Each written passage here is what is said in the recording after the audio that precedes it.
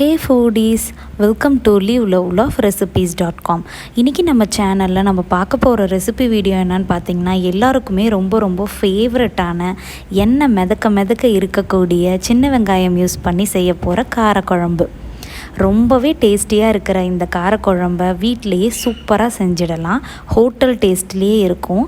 அது மட்டும் இல்லாமல் இதுக்கு தொட்டுக்க அப்படின்றதுக்கு சைடிஷ் எதுவும் பெருசாக தேவையில்லை. அப்பளம் இல்லை வடாம் அந்த மாதிரி இருந்தாலே தாராளமாக சாப்பிட்ற முடியும். வாங்க இது எப்படி செய்யலான்றதை பார்ப்போம். இது 3 to 4 மெம்பர்ஸ் சாப்பிடக்கூடிய அளவுக்கு இருக்கிற ப்ரிப்ரேஷன். அதனால் புளி ஒரு சின்ன எலுமிச்சைப்பழ அளவுக்கு எடுத்து அதில் வாட்டர் ஆட் பண்ணி கொஞ்சம் நேரம் ஊற வச்சுருங்க. சுடு தண்ணி ஆட் பண்ணிங்க அப்படின்னா நிறைய டேமரின்லேருந்து உங்களுக்கு அந்த பல்ப் கிடைக்கும். ஸோ இதை நல்லா ஊற வச்சுட்டு அப்புறமா புழிஞ்சு ஃபில்டர் பண்ணி தனியாக எடுத்து வச்சுக்கோங்க. இப்போ ஒரு வானலில் 6 to 7 டேபிள் ஸ்பூன்ஸ் ஆஃப் நல்லெண்ணெய் ஆட் பண்ணிவிட்டு அதில் கொஞ்சமாக வெந்தயம் ஆட் பண்ணிக்கோங்க. ஒரு 1/2 டீஸ்பூன் அளவுக்கு வெந்தயம் ஆட் பண்ணால் போதும், இல்லைன்னா கசந்த மாதிரி இருக்கும். அது மாதிரி 10 போல் மிளகு ஆட் பண்ணிக்கோங்க. இது கூடவே கொஞ்சமாக பெருங்காயம் தூளும் ஆட் பண்ணிக்கோங்க.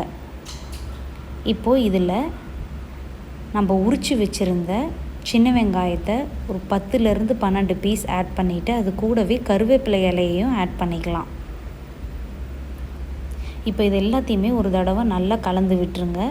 இதுக்கு தேவையான அளவுக்கு மஞ்சள் பொடியும் ஆட் பண்ணிக்கலாம். இப்போ எல்லாத்தையும் ஒரு தடவை நல்லா கலந்து விட்டுட்டு நம்ம ப்ரிப்பேர் பண்ணி வச்சுருந்த புளித்தண்ணி அதையும் ஆட் பண்ணிக்கலாம். இப்போது புளித்தண்ணி கூடவே கொஞ்சமாக குழம்புக்கு தேவையான அளவுக்கு வாட்டரையும் ஆட் பண்ணிக்கோங்க. இந்த மாதிரி வாட்டர் ஆட் பண்ணும்போது சுடு தண்ணியாக ஆட் பண்ணிக்கோங்க. அப்போ தான் குழம்போட டேஸ்ட் மாறாமல் இருக்கும்.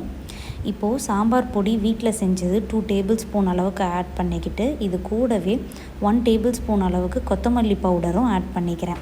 இன்கேஸ் உங்கள்கிட்ட வீட்டில் செஞ்ச சாம்பார் பொடி இல்லை அப்படின்னா நம்ம கடையில் வாங்குகிற மிளகாத்தூள் இருக்குது இல்லையா, அதில் 1.5 டேபிள் ஸ்பூன் அளவுக்கு மிளகாத்தூளையும் 1 டேபிள் ஸ்பூன் அளவுக்கு கொத்தமல்லி தூளையும் ஆட் பண்ணிக்கிட்டிங்கனாலே கரெக்டாக தான் இருக்கும்.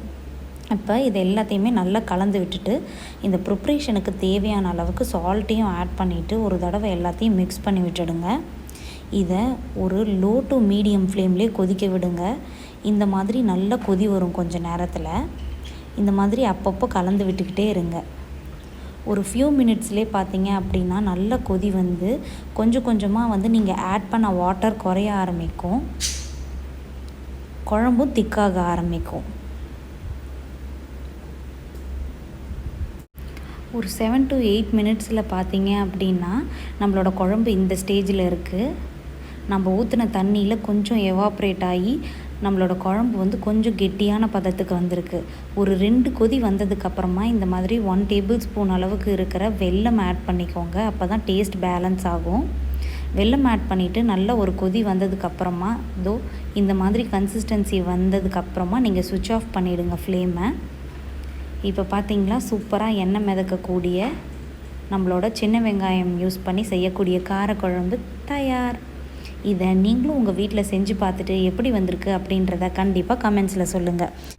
இதே மாதிரியே நிறைய குழம்பு வெரைட்டிஸ் அண்ட் கூட்டு ரெசிபீஸ் இது எல்லாமே ஏற்கனவே நான் வீடியோவில் அப்லோட் பண்ணியிருக்கேன். நான் கீழே உள்ள டிஸ்கிரிப்ஷன் பாக்ஸில் அதோட லிங்க்கை கொடுக்குறேன், போய் செக் பண்ணிக்கோங்க. இந்த ரெசிபி உங்களுக்கு பிடிச்சிருந்ததுன்னா லைக் பண்ணுங்கள், உங்கள் ஃப்ரெண்ட்ஸ் அண்ட் ரிலேட்டிவ்ஸ் கூட ஷேர் பண்ணுங்கள், அண்ட் மறக்காமல் நம்ம சேனலையும் சப்ஸ்கிரைப் பண்ணுங்கள். தேங்க்ஸ் ஃபார் வாட்சிங்.